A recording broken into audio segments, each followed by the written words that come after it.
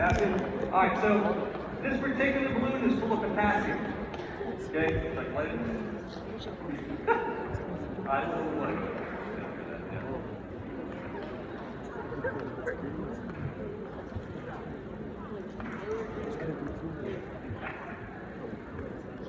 The fire's supposed to be blue or something.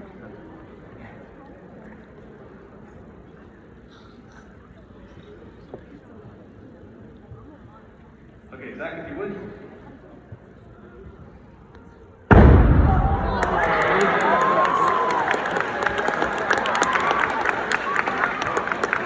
Wow.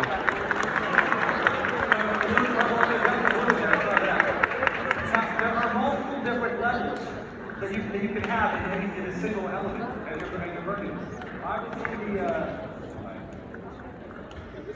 so obviously you still saw the yellow of the hydrogen because these all have hydrogen in them. But you also are now going to see the method itself burning is doing it. So what's this?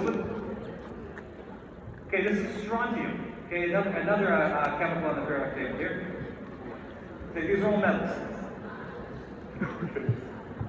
A red As you balloon. can see, they all want to blow things up. This is one of the things.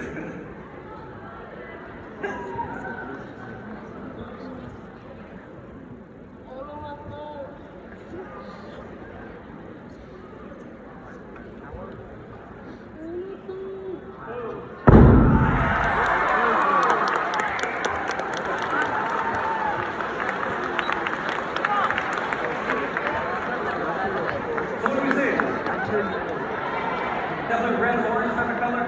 See, that one is actually so strong it overwhelmed the hydrogen. So whenever you're seeing it, the hydrogen, you can almost not see the hydrogen color at all. Right?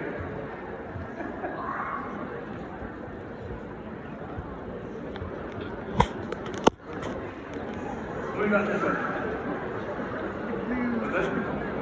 Copper. Alright, so this one is copper. What's your guesses?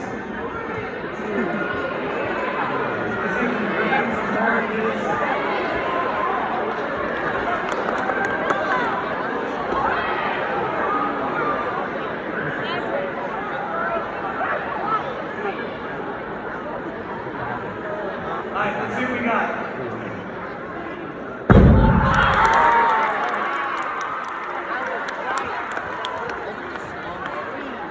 I gotta admit, that one is probably one of my favorites. I just love that blue-green kind of color there.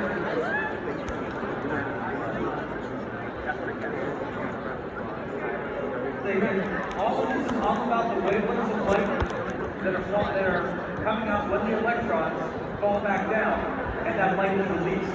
Because this actually, the source of the light is burning in the blue, the plasma generated there. What's this here? Sodium? Okay, so this one here is sodium. This is table salt. Okay, when it comes right down to it, even those common things like table salt, you'll see that I nice little exposure from the color changes.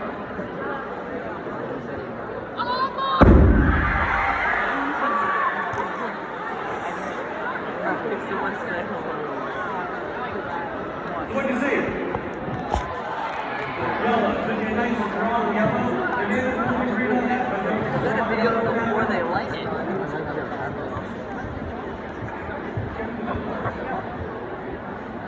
So just because we're blowing things up anyway, there are a couple of other ones that we want to play with, because there are enough powders you can do, and you can burn the powders themselves. These are a little bit different than the first ones, because they're not necessarily powder. Iron. Okay, so this first one is iron. Okay, so it's iron powder. Start video right now.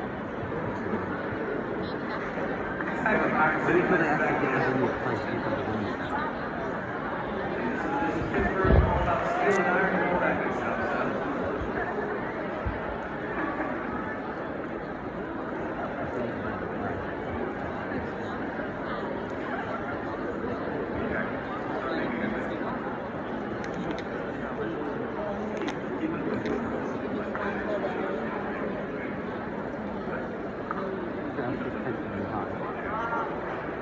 Okay, whenever you're ready.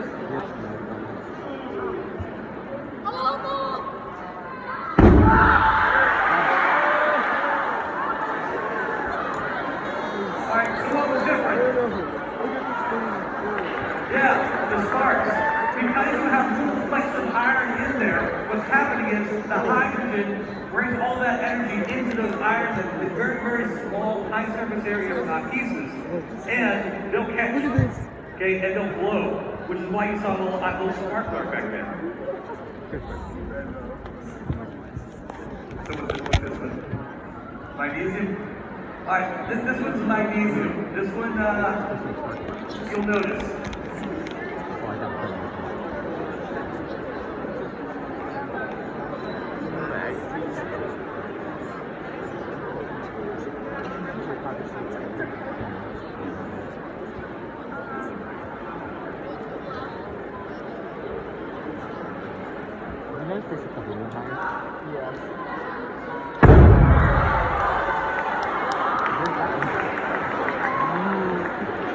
So, unlike the iron, on this one, you have very small pieces of magnesium, and magnesium burns very bright and very hot.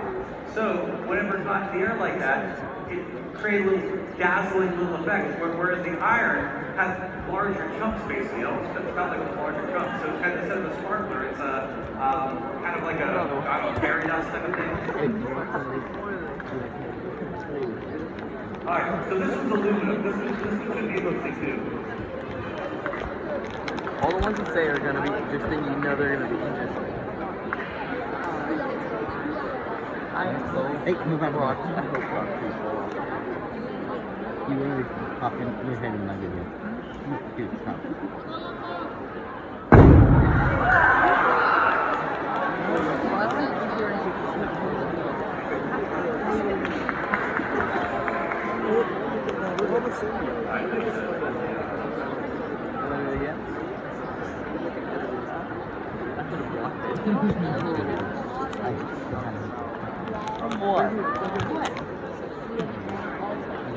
So, to close out this portion, okay, we're talking about, so Glover and Jackson, okay, separated water, okay.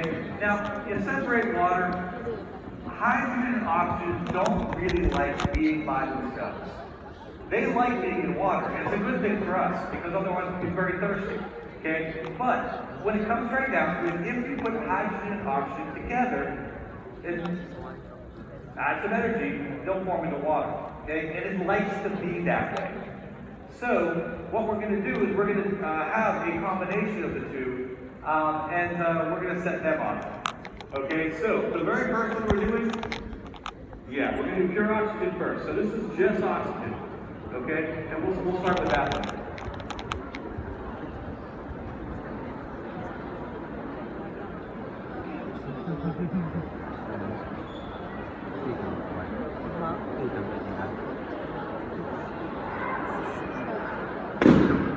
Okay, so what happened? Why did you video that? Nothing, right? It'd be more fun. Okay, here's the reason why. When it comes down to it, when you burn something, okay, and you can ask the fire department on this, you need fuel, you need oxygen, and you need heat of some kind. You guys have all heard this, probably all through elementary school and everything, that's the fire triangle and all that, okay? Well, with oxygen, there's no fuel. Now oxygen, if it's given fuel, makes a slightly more energetic type of reaction. So this one here is an imperfect mixture of oxygen and hydrogen, okay? Now, what is water again? What's the chemical formula for it? H2O, right. So if you have 2 parts hydrogen and 1 part oxygen, that would be what I'm talking about is the perfect mixture, right? This is imperfect, okay? On this one, you might want to put your fingers in your ears and stuff.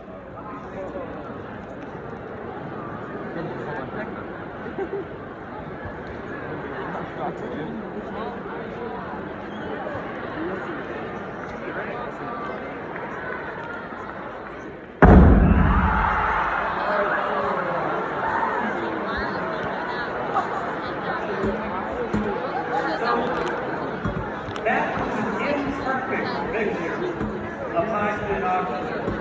Now, we have one that's close to a perfect mixture. Okay? Now, what I want you to do when we do it this way is to take a look at 2 things. One, where the fire is coming from. Because every time the other balloons, the fire was always on the outside of the balloon, feeding into it, right? On this one, there's already oxygen in there. It doesn't have to wait, okay? And it wants to be water. It wants to get back together. But right now, it's just not happy. So this one might be a bit loud, okay? But I also want you to take a look at the crowd as the shockwave vibrates up it.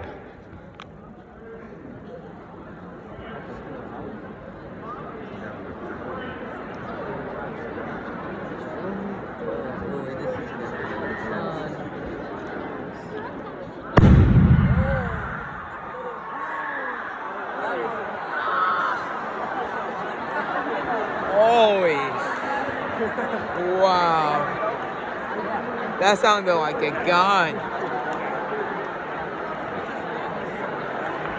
I felt that. I felt that. That was wow. Thomas, did you feel that?